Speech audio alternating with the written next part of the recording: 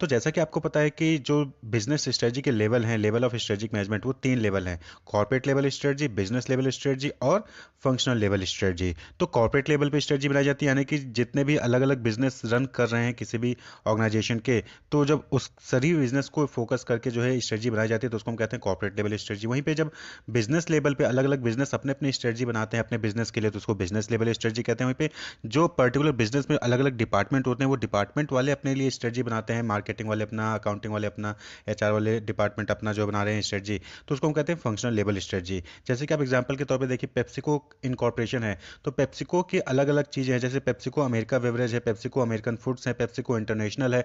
तो अलग अलग बिजनेस है पेप्सिको के। तो पेप्सिको के जो अलग अलग बिजनेस हैं उन सभी के लिए जब एक कॉर्पोरेट लेवल पे जब स्ट्रेटजी बनाई जाती है, तो वो कॉर्पोरेट लेवल स्ट्रेटजी कहलाती है, जो कि पेप्सिको इनकॉर्पोरेशन बनाती है। अब पेप्सिको इन कॉर्पोरेशन के अलग अलग बिजनेस हैं, जैसे कि अमेरिका बेवरेज हो गया, अमेरिका फूड हो गया और पेप्सिको इंटरनेशनल हो गया। तो जब अलग अलग बिजनेस अपने लिए अपनी स्ट्रेटजी बनाते हैं, तो उसको हम कहते हैं बिजनेस लेवल स्ट्रेटजी। यानी कि पेप्सिको अमेरिका बेवरेज जो है वो अपने लिए स्ट्रेटजी बना रही है, पेप्सिको अमेरिका फूड जो है वो अपने लिए स्ट्रेटजी अलग बना रही है, और पेप्सिको इंटरनेशनल अपने लिए अलग स्ट्रेटजी बना रही है। तो क्या हो गया, अलग अलग स्ट्रेटजी बना रहे हैं अपने बिजनेस वाले, तो बिजनेस लेवल स्ट्रेटजी। वहीं पे जब तीनों को फोकस करके कॉमन जो है पोर्टफोलियो जो होता है, कॉमन स्ट्रेटजी बनाई जाती है, तो उसको हम कहते हैं कॉर्पोरेट लेवल स्ट्रेटजी। और फंक्शनल लेवल, यानी कि पेप्सिको अमेरिका बेवरेज के जो मार्केटिंग, एचआर और अकाउंटिंग डिपार्टमेंट है, वो अपना स्ट्रेटजी बना रहे हैं, तो उसको हम कहते हैं फंक्शनल लेवल स्ट्रेटजी। इसी तरीके से पेप्सिको अमेरिका फूड के जो बिजनेस, मार्केटिंग, अकाउंटिंग और एचआर डिपार्टमेंट हैं, वो अपना स्ट्रेटजी बना रहे हैं, तो वो उनका फंक्शनल लेवल स्ट्रेटजी हो गया। वहीं पे पेप्सिको इंटरनेशनल के जो मार्केटिंग, अकाउंटिंग, एचआर डिपार्टमेंट है, वो अपना स्ट्रेटजी बनाए, तो वो उनका फंक्शनल लेवल स्ट्रेटजी हो गया। तो मेरे ख्याल से आपको ये डाउट क्लियर हो गया होगा कि कॉर्पोरेट यानी कि सभी बिजनेस को एक साथ लेकर जब कोई डिसीजन लिया जाता है, तो कॉर्पोरेट लेवल स्ट्रेटजी।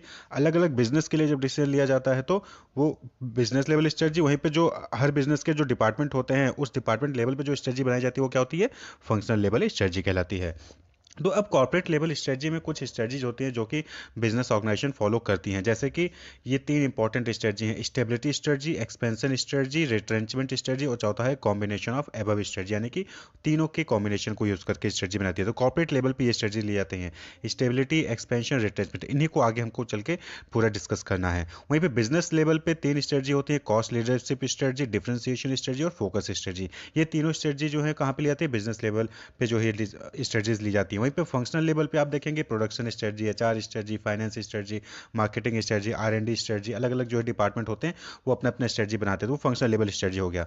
तो आपको जो यहाँ पे पढ़ना है स्ट्रेटजिक मैनेजमेंट, वो है कॉर्पोरेट स्ट्रेटजी और बिजनेस स्ट्रेटजी। ये 2 इंपॉर्टेंट स्ट्रेटजी जो कि आपको पढ़ना है। तो इस वीडियो में हम पहले कॉर्पोरेट स्ट्रेटजी के कुछ स्ट्रेटजी जो है वो डिस्कस करेंगे। तो चलिए स्टार्ट करते हैं। तो पहले है कॉर्पोरेट लेवल स्ट्रेटजी। तो कॉर्पोरेट लेवल स्ट्रेटजी में आपने 3 स्ट्रेटजी देखा, एक है एक्सपेंशन स्ट्रेटजी, दूसरा है स्टेबिलिटी स्ट्रेटजी और तीसरा है रिट्रेंचमेंट स्ट्रेटजी। देखिए, एक्सपेंशन स्ट्रेटजी नाम से क्लियर है कि एक्सपेंड कर रहे हो आप अपने बिजनेस को, क्या करो, बढ़ा रहे हो। तो अब उसके लिए आपके पास 4 टेक्निक है: या तो इंटेंसिफिकेशन की कंसंट्रेशन करते हो, या तो इंटीग्रेशन स्ट्रेटजी अपनाते हैं, या फिर आप डाइवर्सिफिकेशन स्ट्रेटजी अपनाते हैं, या फिर इंटरनेशनल एक्सपेंशन करते हैं। तो इस वीडियो में एक्सपेंशन स्ट्रेटजी को डिस्कस करेंगे, स्टेबिलिटी स्ट्रेटजी और रिट्रेंचमेंट स्ट्रेटजी हम नेक्स्ट वीडियो में डिस्कस करेंगे। तो एक्सपेंशन स्ट्रेटजी में सबसे पहले हम देख लें कि एक्सपेंशन का मतलब क्या होता है। तो एक्सपेंशन स्ट्रेटजी, जैसा कि नाम बता रहा है कि क्या है, आप एक्सपेंड कर रहे हो, अपने बिजनेस को बढ़ा रहे हो, ग्रोथ को जो है फोकस कर रहे हो, हाई ग्रोथ चाहिए आपको, तो क्या करना है, आपको एक्सपेंड करना होगा। तो उसके लिए अलग अलग स्ट्रेटजी होते हैं। तो expansion strategy is adopted by an organization when it attempts to achieve a high growth as compare to its past achievement. जो भी पास्ट में आपके अचीवमेंट्स थे, जब उससे ज़्यादा ग्रोथ चाहिए होता है आपको, तो आप क्या सा स्ट्रेटजी अपनाते हो, एक्सपेंशन स्ट्रेटजी अपनाते हैं। तो उसमें सबसे पहला स्ट्रेटजी होता है कंसंट्रेशन स्ट्रेटजी। कंसंट्रेशन स्ट्रेटजी यानी कि क्या होता है कि आप किसी एक ही एरिया में फोकस करते हो। आप क्या करते हो, एक ही एरिया में फोकस करके अपने बिजनेस को ग्रो कर रहे होते हो, तो उसको कहते हैं concentration strategy. These strategies involve trying to compete successfully within only single industry. यानी कि आप किसी पर्टिकुलर एक इंडस्ट्री में ही आप रहते हो, और उसी इंडस्ट्री में जो है आप जो है सक्सेसफुली compete करना चाहते हो और अपने आप को ग्रो करना चाहते हो, तो उसको कहते हैं कंसंट्रेशन स्ट्रेटजी। यानी कि आपने क्या किया, सिर्फ एक इंडस्ट्री के ऊपर फोकस किया, बाकी किसी दूसरी इंडस्ट्री में आपने एंटर किया ही नहीं। एग्जाम्पल के तौर पे मैकडी है, स्टॉक ब्रोकिंग कंपनी है। सपोज करिए कि कोई स्टॉक ब्रोकिंग कंपनी है, वो क्या कर रही है, पर्सनलाइज्ड सर्विस ऑफर करती थी स्मॉल इन्वेस्टर्स को apart from its normal dealing in shares and debentures. तो ये क्या किया उन्होंने, इन सिंगल इंडस्ट्री, यानी कि इंडस्ट्री क्या है, फाइनेंस से रिलेटेड ही है, लेकिन उन्होंने क्या किया, अपनी ग्रोथ को एक्सपेंड किया। कैसे किया कि पहले उस सिंपल जो शेयर और डिबेंचर्स में काम करते थे, स्टॉक ब्रोकिंग कंपनी थी, वो शेयर और डिबेंचर्स से रिलेटेड काम करती थी, लेकिन अब क्या है, वो पर्सनलाइज्ड सर्विसेज दे रही है, स्मॉल इन्वेस्टर्स को भी दे रही है। तो इन्होंने क्या किया, अपने बिजनेस को एक्सपेंड किया। कंसंट्रेशन क्या किया है कि सिर्फ फाइनेंस से रिलेटेड एक्टिविटी को ही उन्होंने परफॉर्म किया। इसी तरह से मैकडी है, तो मैकडी देखिए क्या है, बर्गर है, आलू टिक्की बर्गर है, फ्रेंच फ्राइज दे रहा है, चिकन बर्गर दे रहा है, यानी कि ये क्या है, मैकडी जो है उसी एफएमसीजी इंडस्ट्री में ही फोकस कर रही है, जो खाने वाली चीज़ें हैं उसी पे फोकस कर रही है और वही सारे अलग अलग डिशेस जो है वो अपने कस्टमर को दे रही है। तो आप क्या करो, सिंगल इंडस्ट्री पे फोकस करते हो, ठीक है। तो ये क्या कहलाता है, concentration strategy. These are also known as intensification और फोकस स्ट्रेटजी। तो हम इसको, जो कंसंट्रेशन स्ट्रेटजी होता है इसको किस नाम से जानते हैं, इंटेंसिफिकेशन या फिर फोकस स्ट्रेटजी, यानी कि आप किसी एक ही इंडस्ट्री पे फोकस करते हो तो वो फोकस स्ट्रेटजी कहलाता है। The objective of concentration strategy is to expand the organization present business. तो जो कंसंट्रेशन स्ट्रेटजी का ऑब्जेक्टिव होता है वो क्या होता है कि जो प्रेजेंट बिजनेस है उसको हमें अपना एक्सपेंड करना है, बढ़ाना है, ठीक है। तो उसके लिए क्या आप करते हो, आप सेम इंडस्ट्री में जो अलग अलग टाइप के सर्विसेज होती है, प्रोडक्ट्स होते हैं, उसको आप प्रोवाइड करना स्टार्ट कर देते हो। जैसे कि स्टॉक ब्रोकिंग कंपनी है तो उसने वो शेयर और डिवेंचर्स में डील करी थी, लेकिन अब उसने क्या किया कि अब साथ ही साथ स्मॉल इन्वेस्टर्स जो होते हैं उनको भी पर्सनलाइज सर्विसेज प्रोवाइड करना स्टार्ट कर दिया। तो ये क्या है, कंसंट्रेशन स्ट्रेटजी है। नेक्स्ट स्ट्रेटजी है आपका इंटीग्रेशन स्ट्रेटजी। ये भी क्या है, एक्सपेंशन स्ट्रेटजी का टेक्निक है। इंटीग्रेशन नाम में क्लियर है कि इंटीग्रेट करना, जोड़ना। ये क्या कर रही है, जोड़ रही है। यहाँ पे आप क्या करते हो कि अपने बिजनेस को बढ़ाते हो एक दूसरे को जोड़कर। तो it is the process of acquiring और मर्जिंग विद सप्लायर, डिस्ट्रीब्यूटर और कंपटीटर। तो इंटीग्रेशन स्ट्रेटजी में हम क्या करते हैं कि हम एक्वायर कर लेते हैं, फिर मर्ज कर जाते हैं किसके साथ, अपने सप्लायर के साथ या फिर अपने डिस्ट्रीब्यूटर के साथ या फिर कंपटीटर्स के साथ मर्ज कर जाते हैं। तो वो क्या कहलाता है, इंटीग्रेशन स्ट्रेटजी। यानी कि आप जब सप्लायर और डिस्ट्रीब्यूटर या कंपटीटर के साथ मर्ज कर जाते हो, एक्वायर कर लेते हो, तो आपका बिजनेस क्या होता है, और बड़ा हो जाता है। तो इसको कहते हैं integration strategy. A growth strategy in which a company increase its sales and profits through vertical, horizontal, conglomerate and concentric integration within its industry. तो इंटीग्रेशन स्ट्रेटजी में क्या होता है कि एक ग्रोथ स्ट्रेटजी है, एक्सपेंशन स्ट्रेटजी है, जहां पे सेल्स और प्रॉफिट्स को बढ़ाया जाता है वर्टिकल इंटीग्रेशन करके, हॉरिजॉन्टल इंटीग्रेशन करके, कॉन्ग्लोमरेट इंटीग्रेशन करके, फिर कंसेंट्रिक इंटीग्रेशन करके किसी एक इंडस्ट्री में। तो उसको हम क्या कहते हैं, इंटीग्रेशन इंडस्ट्री। आइए भाई हम इस चारों चीजों को देखें कि वर्टिकल, हॉरिजॉन्टल और कॉन्ग्लोमरेट और कंसेंट्रिक इंटीग्रेशन क्या होता है। तो देखिए, integration can be through acquisition और मर्जर। जो इंटीग्रेशन होता है वो कैसे किया जा सकता है, वो तो एक्वायर करके या फिर मर्जर करके। एक्विजिशन क्या हुआ, when one firms take over another firm, it is called acquisition. जैसे कि जब कोई एक फर्म जो है दूसरे फर्म को एक्वायर कर लेता है, उसको परचेज कर लेता है, तो उसको क्या कहते हैं, एक्विजिशन। यानी कि सपोज करके फर्म ए है और फर्म बी है, तो फर्म ए ने फर्म बी को एक्वायर कर लिया, तो फर्म ए के नाम से या फर्म बी भी जानी जाएगी। अब फर्म बी का नाम जो है डिसॉल्व हो जाएगा। वहीं पे मर्जर क्या होता है कि but if a new firm is created by combining और merging two existing firm, it is called merging. यानी कि फर्म ए और फर्म बी जब दोनों कंबाइन होकर कोई दूसरी नई कंपनी, नया ब्रांड नेम चूज करते हैं, तो उसको कहते हैं मर्जर कहते हैं, ठीक है। तो मर्जर करके आप जो है इंटीग्रेशन कर सकते हो, या फिर आप एक्वायर करके भी क्या कर सकते हो, इंटीग्रेशन कर सकते हो विद इन इट्स इंडस्ट्री, एक इंडस्ट्री में। तो इंटीग्रेशन स्ट्रेटजी कौन कौन सी हैं, तो पहला है वर्टिकल इंटीग्रेशन। तो वर्टिकल इंटीग्रेशन में आप फॉरवर्ड इंटीग्रेशन कर सकते हो या फिर बैकवर्ड इंटीग्रेशन कर सकते हो। वहीं पे हॉरिजॉन्टल इंटीग्रेशन में आप एक्विजिशन, मर्जर और एक और होता है स्ट्रेटजिक अलायंस, तो हम नेक्स्ट वीडियो में डिस्कस करेंगे। तो एक्विजिशन, मर्जर और स्ट्रेटजिक अलायंस ही हॉरिजॉन्टल इंटीग्रेशन का टेक्निक होता है। तो वर्टिकल इंटीग्रेशन क्या होता है, देखिए आपने नॉर्मली क्या होता है कि किसी भी वैल्यू चेन प्रोसेस में जब मैन्युफैक्चरिंग होता है किसी प्रोडक्ट का, तो वहाँ पे क्या होता है, पहले रॉ मटेरियल सप्लायर होता है जो कि रॉ मटेरियल आपको प्रोवाइड करता है, इंटरमीडिएट गुड्स होते हैं, फिर मैन्युफैक्चरिंग होती है, फिर मैन्युफैक्चरिंग बाद उसकी मार्केटिंग और सेल्स होते हैं, फिर आफ्टर सेल्स सर्विसेज होते हैं। तो मार्केटिंग सेल्स में जैसे कि आपके होलसेलर, रिटेलर हो गए, वहाँ पे ऊपर रॉ मटेरियल को सप्लायर सप्लाई करता है।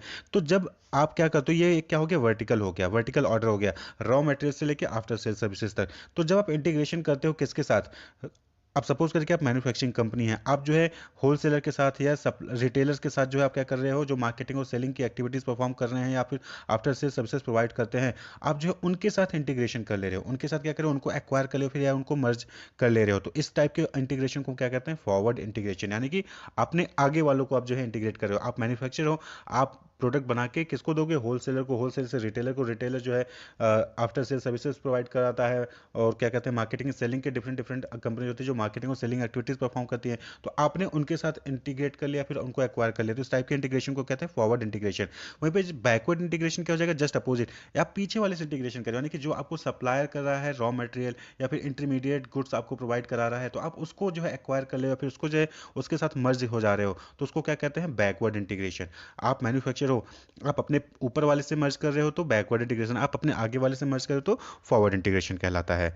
और वहीं पे बैलेंस्ड इंटीग्रेशन क्या होगा, जब आप आप अपने एक पीछे वाले से भी मर्ज कर रहे हो, इंटीग्रेट कर रहे हो, वहीं पे आगे वाले से भी मर्जर या इंटीग्रेशन कर रहे हो, तो उसको हम बैलेंस्ड इंटीग्रेशन भी कहते हैं। तो नॉर्मली आपको फॉरवर्ड इंटीग्रेशन और बैकवर्ड इंटीग्रेशन करना है। तो वर्टिकल इंटीग्रेशन क्या हो गया कि जब अपने आगे वाले यानी कि जो आपके आगे जो आपके प्रोडक्ट को मार्केट तक पहुंचाने में जो सपोर्ट कर रहे हैं उनके साथ इंटीग्रेशन करते हैं, या फिर पीछे वाले यानी कि आपको जो प्रोडक्ट बनाने में हेल्प कर रहे हैं, सप्लाई कर रहे हैं, रॉ मटेरियल दे रहे हैं, इंटरमीडिएट गुड्स दे रहे हैं, उनके साथ जब आप इंटीग्रेशन या फिर मर्जर कर लेते हो तो उसको क्या कहलाता है, बैकवर्ड इंटीग्रेशन कहलाता है।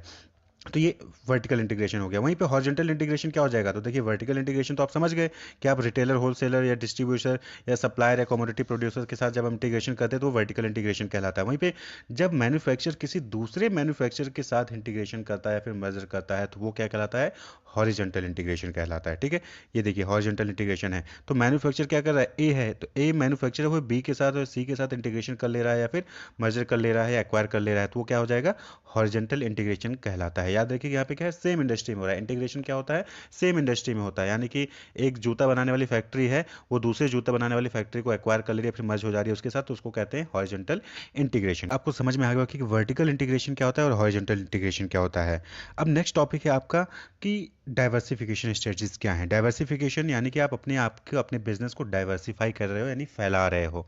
ये भी क्या है, एक एक्सपेंशन स्ट्रेटजी का टेक्निक है। तो diversification is a corporate strategy to enter into a new product और प्रोडक्ट लाइन और न्यू सर्विस और न्यू मार्केट। अब यहाँ पे आप क्या करोगे, आप कुछ नया प्रोडक्ट बनाना स्टार्ट कर दो, कोई नया प्रोडक्ट लाइन ऐड कर लेते हो, कोई नई सर्विस देना स्टार्ट कर दो, फिर किसी नए मार्केट में आप इंटर कर जाते हो, तो इसको क्या कहते हैं, डाइवर्सिफिकेशन स्ट्रेटजी कहते हैं। तो यहाँ पे आप कर रहे हो कुछ नया, आप जो एग्जिस्टिंग प्रोडक्ट बना रहे थे, एग्जिस्टिंग मार्केट में हो, आप वहाँ से बाहर निकल के कोई दूसरा प्रोडक्ट है फिर कोई दूसरा मार्केट आप सेलेक्ट कर लेते हो, मार्केट में दूसरे मार्केट में एंटर कर जाते हो, तो इसको कहते हैं diversification strategy. The general strategy include, तो डाइवर्सिफिकेशन में नॉर्मली क्या होता है, हॉरिजॉन्टल और वर्टिकल डाइवर्सिफिकेशन होता है, वहीं पे कंसेंट्रिक एंड कॉन्ग्लोमेरेट डाइवर्सिफिकेशन होता है।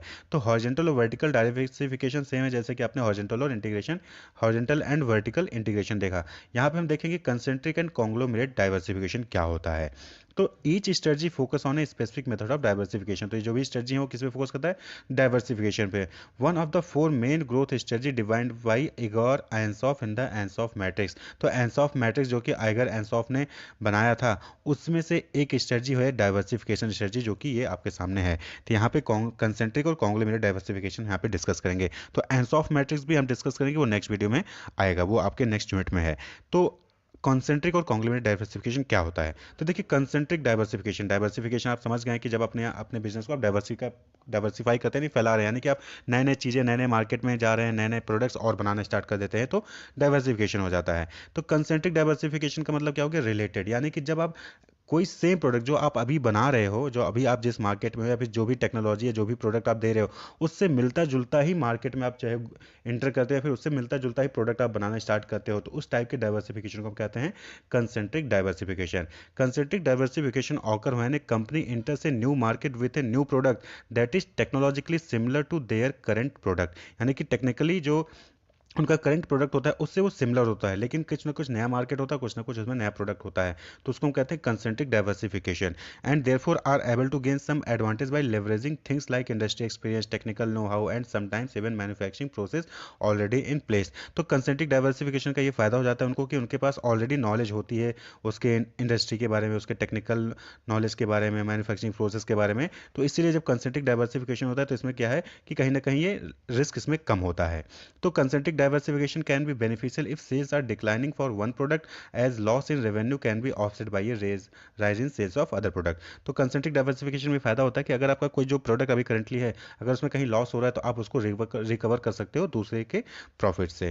तो कंसेंट्रिक डाइवर्सिफिकेशन में भी मार्केटिंग रिलेटेड और टेक्नोलॉजी रिलेटेड, यानी कि जब भी आप इसमें डाइवर्सिफिकेशन कहते हैं तो उसमें क्या होता है कि रिलेटेड होता है किससे, या तो आपके टेक्नोलॉजी से रिलेटेड होगा या फिर मार्केटिंग से रिलेटेड होगा। नया प्रोडक्ट होगा, नया मार्केट होगा, लेकिन क्या होगा, वो कहीं ना कहीं मार्केटिंग जो अभी आप कर रहे हो या फिर जो टेक्नोलॉजी यूज़ कर रहे हो उससे रिलेटेड होता है। तो उस टाइप के डाइवर्सिफिकेशन को हम कंसेंट्रिक डाइवर्सिफिकेशन कहते हैं। एग्जांपल के तौर पे देख ले उषा, ये क्या है, पहले सेविंग मशीन बनाती थी उषा कंपनी जो है, लेकिन बाद में इसने क्या किया, होम अप्लायंस भी बनाना शुरू कर दिया। तो अभी क्या है, टेक्नोलॉजी सेम है, मशीन है, मशीनरी से रिलेटेड है, होम अप्लायंस में भी दे रहा है, तो वो भी क्या है, मशीनरी है, टेक्नोलॉजी है। तो यहाँ पे क्या है, टेक्नोलॉजी रिलेटेड डाइवर्सिफिकेशन हो गया। इसी तरह से आप देख रहे हैं, पहले डेल जो कंपनी थी या फिर बहुत सारी कंपनीज थी जो कि डेस्कटॉप बनाती थी, अब वो क्या कर रही है, वो लैपटॉप बनाना स्टार्ट कर दी थी। ये भी क्या हो गया, कंसेंट्रिक डाइवर्सिफिकेशन हो गया। The addition of tomato ketchup and sauce to Maggi, ये भी क्या है, डाइवर्सिफिकेशन है कि मैगी जो है पहले नूडल्स बनाते थे लेकिन अब उसने साथ ही साथ टोमेटो केचप और सॉस भी बनाना स्टार्ट कर दिया। तो ये क्या है, रिलेटेड है, रिलेटेड डाइवर्सिफिकेशन है, तो कंसेंट्रिक डाइवर्सिफिकेशन कहलाता है। नेक्स्ट है आपका कॉन्ग्लोमरेट डाइवर्सिफिकेशन। तो कॉन्ग्लोमरेट यानी कि अनरिलेटेड, सिंपल सा है, कंसेंट्रिक यानी कि रिलेटेड और कॉन्ग्लोमरेट यानी कि अनरिलेटेड, यानी कि जब आप कोई ऐसा प्रोडक्ट बनाते हो जो कि नया है, ऐसा मार्केट में एंटर करते हो जो कि नया है, आपसे आपके लिए पूरा के पूरा वो क्या है, नया है, अनरिलेटेड, अभी तक जो आप बिजनेस करते हो उससे रिलेशन कोई नहीं है, तो उस टाइप के डाइवर्सिफिकेशन को हम क्या कहते हैं, conglomerate. If you are looking to diversify into completely new market with unrelated product to reach brand new customer base, this is known as conglomerate diversification. यानी कि अनरिलेटेड, यानी कि आप क्या कर रहे हो कि जो अभी एग्जिस्टिंग आप बिजनेस कर रहे थे उससे बिल्कुल भी नया है, बिल्कुल भी मैचिंग नहीं है जो भी जिस मार्केट में आप जाने वाले हो, जो भी प्रोडक्ट आप बनाने वाले हो। The term conglomerate refers to a single corporate group operating multiple business entities within entirely different industries। तो यहाँ पे क्या है कि जो कॉन्ग्लोमरेट डाइवर्सिफिकेशन में क्या होता है कि डिफरेंट डिफरेंट इंडस्ट्रीज में आप जो है इंटर कर जाते हो। ठीक है, आप पहले एफएमसीजी मार्केट में थे, आप चले गए टेलीकम्युनिकेशन मार्केट इंडस्ट्री में, फिर टेलीकम्युनिकेशन से आप होटल इंडस्ट्री में चले गए, होटल से हॉस्पिटल इंडस्ट्री में चले गए, तो आप अलग अलग इंडस्ट्रीज में आप जो है अपना जो है ऑपरेट करना स्टार्ट कर देते हो। इस टाइप के डाइवर्सिफिकेशन को क्या कहते हैं, कॉन्ग्लोमरेट डाइवर्सिफिकेशन कहते हैं। जैसे कि टाटा है, तो टाटा में आप देखेंगे टाटा टेलीकम्युनिकेशन है, टाटा स्टील में भी है, टाटा मोटर इंडस्ट्री में, टाटा होटल्स में है, टाटा कंसल्टेंसी सर्विस में भी है, तो ये अलग अलग इंडस्ट्रीज में अपने जो है सर्विसेज प्रोवाइड कर रही है। तो ये क्या है, कॉन्ग्लोमरेट डाइवर्सिफिकेशन। इसी तरह से आईटीसी का देखिए, तो आईटीसी शुरुआत हुई थी सिगरेट से, टोबैको कंपनी है, तो सिगरेट से स्टार्ट हुई थी, लेकिन फिर धीरे धीरे ये होटल इंडस्ट्री में आया, पेपर एंड पैकेजिंग में आ गया, एग्री बिजनेस में भी आ गया है। तो ये इस टाइप के डाइवर्सिफिकेशन को हम क्या कहते हैं, डाइवर्सिफिकेशन, कॉन्ग्लोमरेट डाइवर्सिफिकेशन कहते हैं। तो इस वीडियो में इतना ही, रिमेनिंग टॉपिक्स हम डिस्कस करेंगे नेक्स्ट वीडियो में। Wish you all the best, keep watching, subscribe the channel for more videos. Thank you.